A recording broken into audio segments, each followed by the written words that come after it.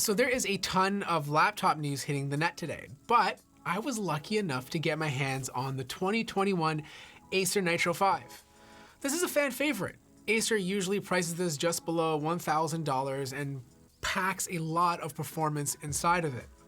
Now, if you're expecting a huge design change, that's not happening this year. In fact, it's pretty much the same weight, the same feel, the same thickness, and the same design. But there are some slight cosmetic changes that I think look more appealing compared to the previous one. For example, on the 2020 model, you had these metal grills on the left and right-hand side. They removed them, and what you get instead is a more clean design.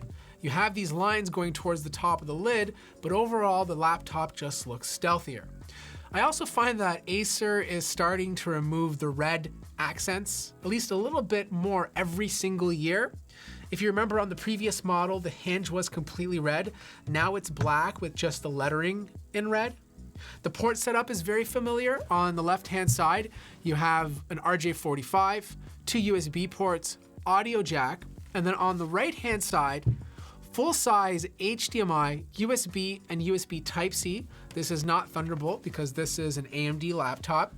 But the cool thing is they removed the power connector from the side and placed it on the back of the laptop. The previous Nitro 5 had a complete black grille going across the back. Now you just see the grille where the vents are, and then in the middle is your power connector. This is always preferred because if you're connecting a power cord to it, placing it on the back is cleaner. The keyboard is exactly the same as the previous model. In fact, this is the same keyboard that Acer has been using on the Predator Helios and Nitro for the past 4 to 5 years. Numeric keypad on the right-hand side, these rubberized keys, and pretty good travel distance. You could either keep it with just one color of red or spend more money and get up to 4 zones of RGB.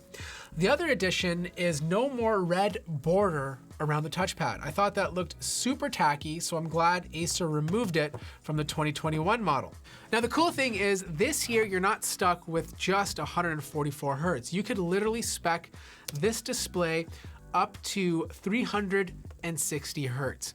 Now I truly don't suggest you do that on a Nitro product because the GPUs will not be able to get 360 frames per second unless you're playing super old titles. I still think 144 Hz is the sweet spot for 1080p on a Nitro 5, but you can now get the Nitro 5 with a QHD panel and 165 Hz. This is like awesome. You're gonna see a lot of laptops come out this year with QHD displays, the gaming laptops specifically, QHD with up to 240 Hz. Not only is this a dream for gamers, but this is also a dream for content creators because you're starting to get the best of both worlds. So the webcam is still in the exact same position. I was hoping that we'd see some improvement for webcams in 2021, but still the same bad webcam.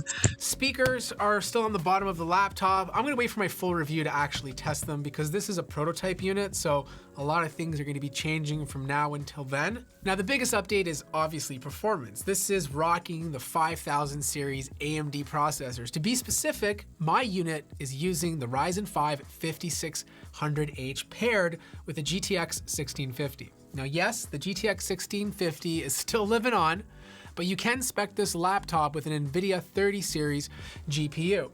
I can't talk about performance just because this is a prototype, but once I get a retail unit, I will definitely push this to its paces. What I can say though, is that the 5600H has a 300 megahertz faster base clock and about 240 megahertz faster boost clock. So there should be a nice performance bump compared to its predecessor. Will it be faster than last year's i7 4800H? No, but it will be a nice boost nonetheless. Last year's internals were a bit chaotic because there were 2 different SKUs going around. If you bought the Nitro 5 with a RTX 2060, you got the old 2019 fan layout, meaning the fans were right beside each other and heat dissipation wasn't as good. But there was another model that had the fan layout looking like this. Thankfully, in 2021, everything's going to be streamlined and heat dissipation should be better overall. Now there's 3 slots for storage. You have 2 NVMe drives, which can be bumped up to 2 terabytes, or a slot for an SSD or full hard drive, 2 slots to upgrade your RAM to potentially 64 gigabytes, and a swappable Wi-Fi 6 card. The cool thing though is that this year you get a slightly bigger battery. Last year's model I think was around 53 watt hours. This year they bumped it up to 55. So overall, we have a lot of little improvements to the Nitro lineup. I do love the fact you can finally buy gaming laptops with QHD displays. This is something I've always wanted as a gamer and content creator. I'm super curious to see how these Ryzen 5 or Ryzen 7 5000 series CPUs perform, because you could also get this laptop with the Intel 11th gen CPU. So I want to compare them and to see what the performance difference is going to be like, but I have a feeling it's probably going to go to AMD. And if you have any questions for my full review, let me know in the comment section down below, and I'll try to answer as many of them as I can in my future video.